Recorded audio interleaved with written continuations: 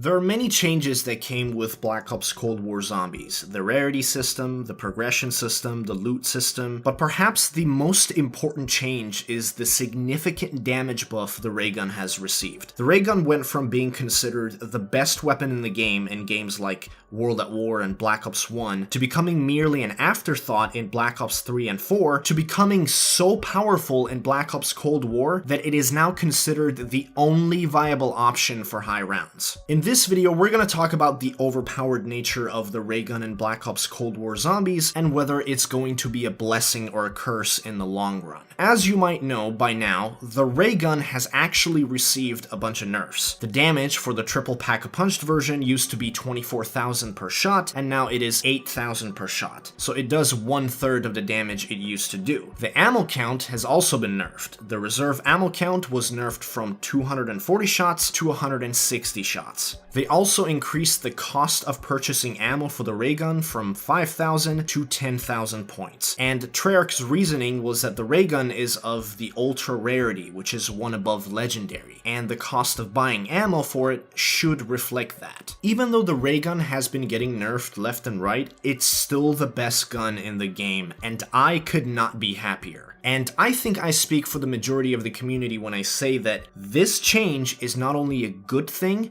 but a great thing. But the problem with the ray gun being the best weapon in the game is that it kind of makes the wonder weapons a little obsolete. And if that's going to be the case with every map, it might be an issue because then what's going to happen is that going for a high round in every map is going to be the same. You're only going to need the ray gun no matter which map you're playing, so it kills the creativity of the community a little bit because no one is going to bother looking for new strategies for every map because all you will need is the ray gun and you're set, and that's not going to be enjoyable. Treyarch has this really bad habit of panic nerfing everything. As soon as they see something a little overpowered in the game, they panic, and they basically nerf whatever it is to absolute garbage. I think they actually showed great restraint with the ray gun nerfs in this game, and there are two ways they're gonna approach the potential problem with the ray gun. They're either gonna do what they always do and panic and make a bad decision and nerf the ray gun to the point where it's no longer considered a good viable option for high rounds, or they can do the smart thing, and instead of nerfing the ray gun, they can make the wonder weapons in future maps more powerful than the ray gun.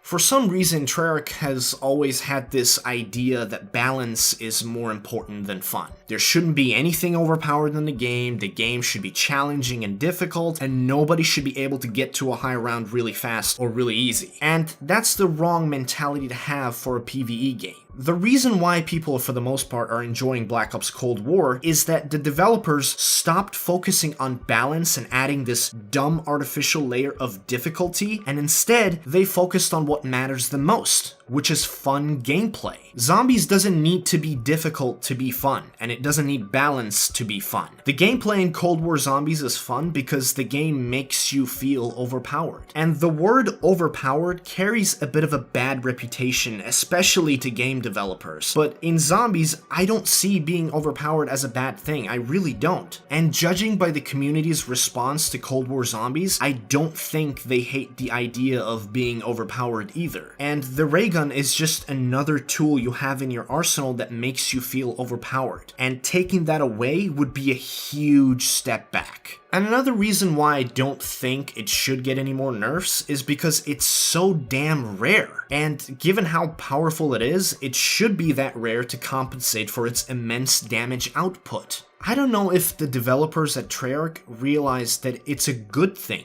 that finally people are enjoying using the ray gun again. It's such an iconic weapon, and I for one had missed the feeling of getting the ray gun out of the box and feeling like a god, feeling like I was indestructible and that it was now my job to carry the rest of the team only because I had the ray gun and they didn't. So let's try and answer the question, is the ray gun going to be a problem in the future? And the answer is, it will only become a problem if they nerf it any further, because then it'll be disappointing again. And Treyarch, if you're listening, I just want to say, it's okay.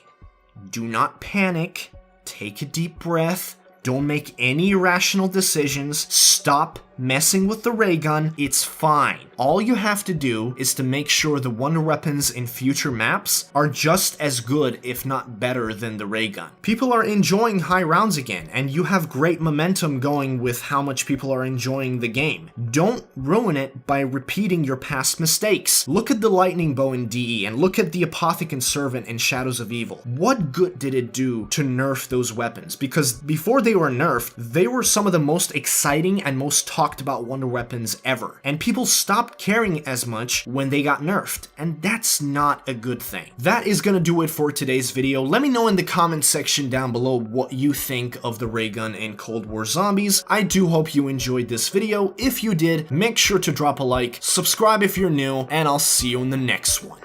Peace.